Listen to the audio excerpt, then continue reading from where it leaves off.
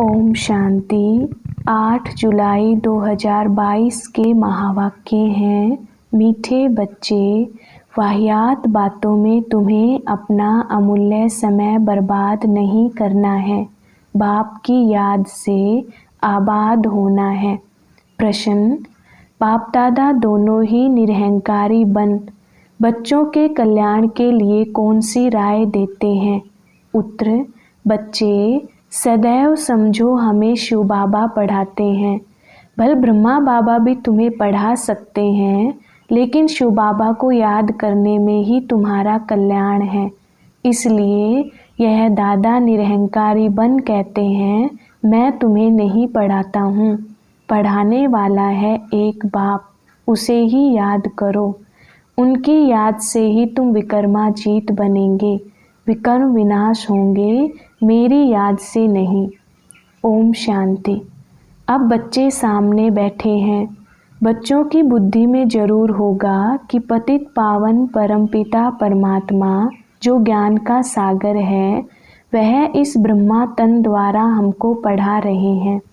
बुद्धि तो पहले जाएगी अपने शांति धाम में, फिर आएगी यहाँ। शिव बाबा आए हैं इस ब्रह्मा तन में हमको राजयोग सिखाने। स्टूडेंट की बुद्धि में यह होगा ना कि हमको कौन पढ़ाते हैं। स्कूल में जाएंगे तो समझेंगे ना कि हमको फलाना टीचर पढ़ाते हैं। उनका नाम भी ख्याल में रहता है, आँखों से भी देखते हैं। सत्संग भी किस्म किस्म के होते हैं। वहाँ कहेंगे फलाना महात्मा हमको फलाना शास्त्र सुनाते हैं। भिन्न भिन्न अनेक शास्त्र सुनाते हैं। जन्म जन्मांतर ऐसे सुनते ही आए हो। अभी तुम यहाँ बैठे बैठे याद करते हो शिव बाबा को। तुम समझते हो हमारा पतित पावन बाबा वह शिव है। वही आकर ब्रह्मा द्वारा हमको पढ़ाते हैं। यह ब्रह्मा भी पढ़ाते हैं। जब ब्रह्मा कुमार कुमारियाँ भी पढ़ा सकते हैं, तो क्या ब्रह्मा नहीं पढ़ा सकते हैं? फिर भी तुम ऐसे ही समझो कि हमको शिव बाबा ही पढ़ाते हैं, ना कि ब्रह्मा। इसमें तुम्हारा बहुत फायदा होगा। इसको ही निरहंकारी पना कहा जाता है। बाप और दादा दोनों ही निरहंकारी हैं। यह खुद कहते हैं भल मैं भी पढ़ाता हूँ, परंतु समझो कि शिव बाबा पढ़ाते हैं। जितना शिव बाबा को याद करेंगे, उतना विकर्माजीत बनते जाएंगे। हमेशा समझो कि शिव बाबा पतित पावन ज्ञान का सागर हमको पढ़ाते हैं। जितना हो सके शिव बाबा को भूलना नहीं है। वर्षा भी उनसे ही पाना है। शिव बाबा कहते हैं निरंतर मुझे याद करो। ब्रह्मा की आत्मा को भी कहते हैं तुमको मेरे पास आना है। उठते बैठते मेरे को याद करने का पुरुषार्थ करो। इसमें कमाई बहुत है, हेल्थ भी बहुत अच्छी मिलेगी। कभी भी टाइम वेस्ट नहीं करो। Hear no evil, talk no evil. शिवाय ज्ञान और योग के कोई भी वाहियात बातें नहीं करनी है। जिसमें ज्ञान कम है तो जरूर अज्ञान ही होगा। झरमुई झगमुई करते रहेंगे, ऐसी बातें कभी नहीं सुनना। जब ऐसे देखो कि वह वाहियात बातें सुनाते हैं, तो समझो यह हमारा दुश्मन है। फालतू बातें सुनाकर टाइम वेस्ट करते हैं। बाप कहते हैं ऐसी फालतू बातें नहीं सुनो। कोई की गलानी करेंगे, कोई के लिए कुछ बोलेंगे, कहेंगे ऐसी बातें कभी नहीं सुनना, ना कभी सुनाना। जिसमें ज्ञान नहीं है वही ऐसी बातें सुनाकर और ही नुकसान करते रहेंगे। इसलिए बार बार समझाया जाता है कि सर्विस में तत्पर रहो। इन चित्रों पर जितना एक दो को समझाएंगे, उतना धारणा भी होगी।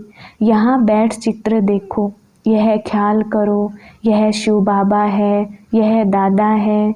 इन द्वारा हमको वर्षा मिलता है, फिर इस पतित दुनिया का विनाश हो जाएगा।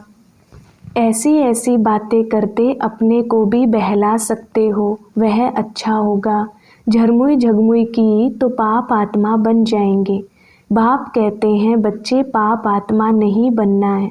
दुनिया का समाचार फलानी ऐसी है, उसने यह किया, ऐसी बातें जो सुनते और सुनाते हैं, वह मुफ्त समय बर्बाद करते हैं। तुम तो बहुत आबाद हो रहे हो, विश्व के मालिक बन रहे हो। बरोबर भारत आबाद था, अब बर्बाद है। बाप द्वारा आबाद हो रहे हो। बाप और सृष्टि चक्र को याद करना, यह तो बड़ा ही सहज है। इस संगम युग का कोई को पता नहीं है।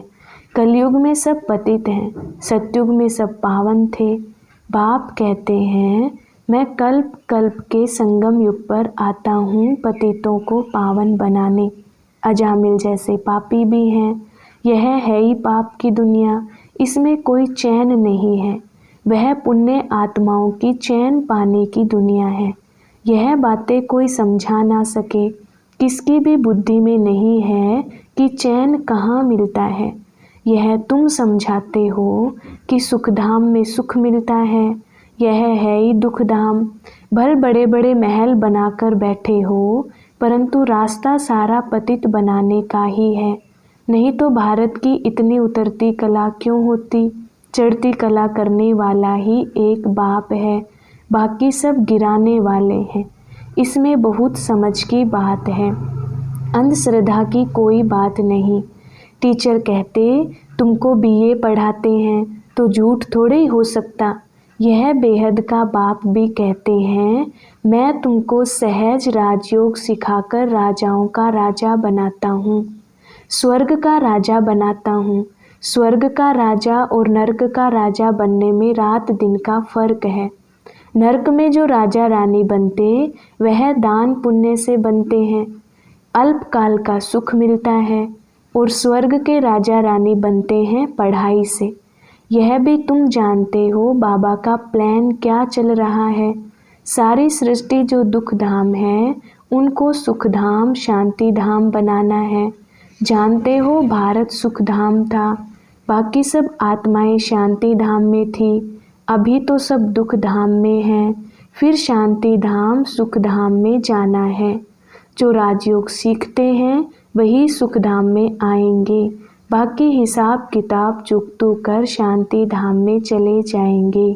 शांति धाम सुख धाम क्या है यह दुनिया में किसको पता नहीं है। यह बाबा भी कहते हैं, हम नहीं जानते थे। जो खुद मालिक था वह भूल गया है, तो बाकी मनुष्य क्या जानते होंगे। ड्रामा अनुसार सबको गिरना ही है, अब फिर चढ़ने का समय है। बाप कहते हैं, मैं आया ही हूँ सबको सुख धाम शांति धाम ले चलने। तुम्हारे पास बहुत आएंगे, कहेंगे मन को शांति चाहिए। सुख धाम का वार्तालाप तो कोई करने वाला है नहीं। सन्यासी तो निर्वृत्ति मार्ग वाले हैं, वह तो कभी सुख का रास्ता बता नहीं सकते। तो जैसे बाप को तरस पड़ता है कि इन्हों को सुख धाम शांति धाम में ले जाऊं, बच्चों को भी आना चाहिए कि बाप का परिचय देना है। बाप से जरूर भारतवासियों को वर्षा मिलना चाहिए। हम नरक में क्यों हैं, हम ही स्वर्ग में थे, अब नरक में हैं। परंतु इन बातों को बिल्कुल ही समझ नहीं सकते हैं। माया ने बुद्धि का ताला बिल्कुल ही बंद कर दिया है, जो इतनी सहज बात भी समझ नहीं सकते हैं। भगवान जब स्वर्ग का रचयिता है तो जरूर हम स्वर्ग के मालिक होने चाहिए। अब नहीं है, क्योंकि रावण राज्य है। इस रावण राज्य का विनाश तो अब होना ही है।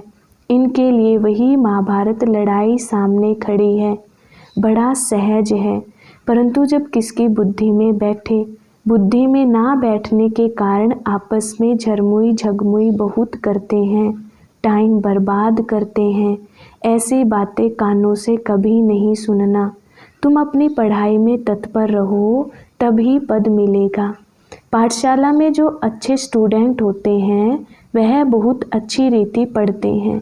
इम्तिहान के दिनों में खास एकांत में जाकर पढ़ते हैं कि कहाँ नापास ना हो जाएं।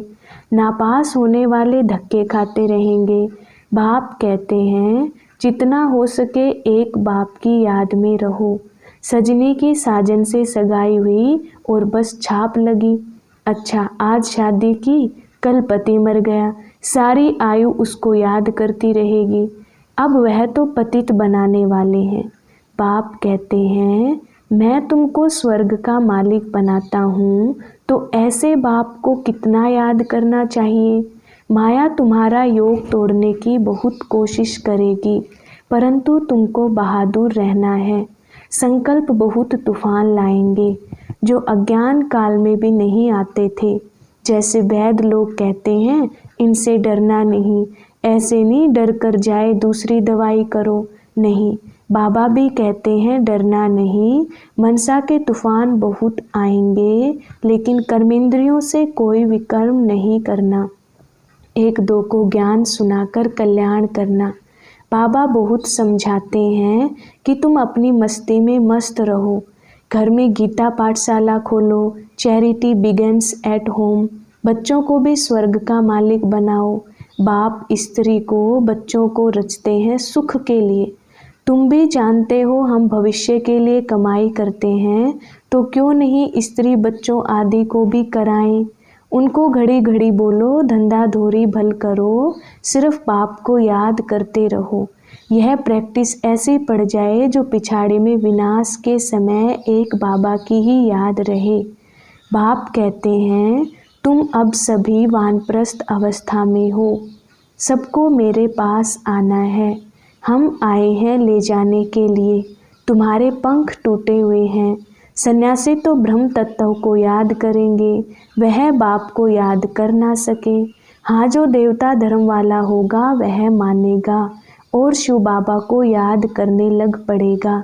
ब्राह्मण बनने बिगर देवता तो बन ना सके। वर्णों की बाजोली है ना, शूद्र वर्ण के थे, अब ब्रह्मा द्वारा ब्राह्मण बन दादे का वर्षा पा रहे हैं। शूद्र से ब्राह्मण बने हैं, फिर हम नई दुनिया के मालिक बन जाएंगे। ब्राह्मण है सबसे ऊंच, ब्राह्मणों की चोटी है ना। हम बाजोली खेलते हैं, इसमें 84 जन्म का ज्ञान सेकंड में मिलता है। जैसे बाजोली खेलते खेलते तीर्थों पर जाते हैं, इतना महत्व रहता है, बड़ी भावना से जाते हैं। आजकल तो तीर्थों पर भी शराब आदि पीते हैं। आदत होती है तो छिपाकर जेब में बोतल ले जाते हैं। बाबा सब बातों का अनुभवी है। रथ भी बाबा ने पूरा अनुभवी लिया है।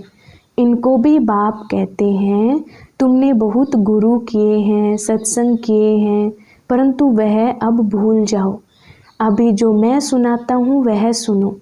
भगवान ने अर्जुन को कहा, रथ तो वास्तव में यह है, रथ में रथी है शिव बाबा। तुम सब अर्जुन हो गए। बाकी घोड़े गाड़ी की तो बात ही नहीं, ना सेना की कोई बात है। वह है भक्ति मार्ग, यह है ज्ञान मार्ग। भक्ति की तो डिपार्टमेंट ही अलग है। ज्ञान देने वाला एक बाप है, बाकी तो सब भगत हैं।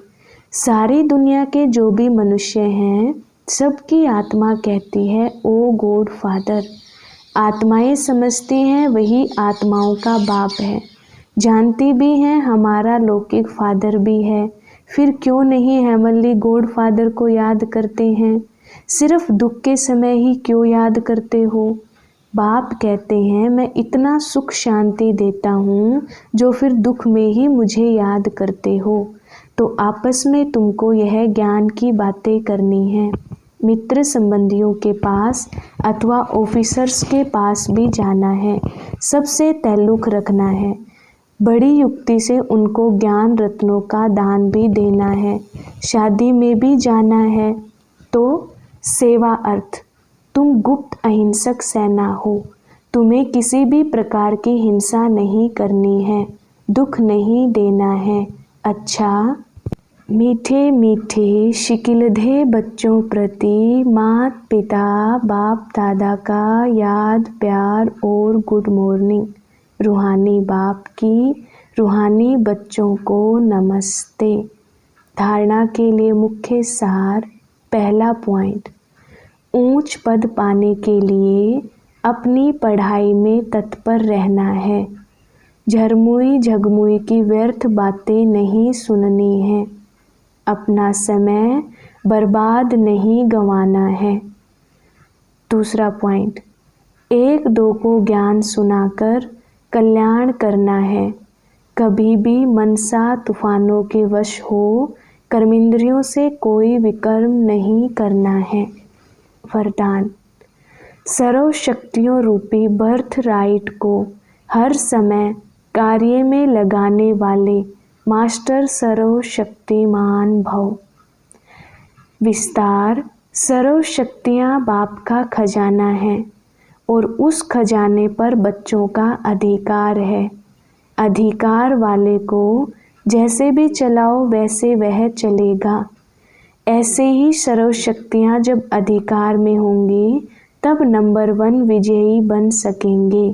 तो चेक करो कि हर शक्ति समय पर काम में आती है। हर परिस्थिति में अधिकार से शक्ति को यूज करो। बहुत काल से शक्तियाँ रूपी रचना को कार्य में लगाने का अभ्यास हो तब कहेंगे मास्टर सर्वशक्तिमान। स्लोगन। कोई भी महान कार्य सभी के उमंग और उत्साह से ही संभव है। अच्छा, ओम शांति।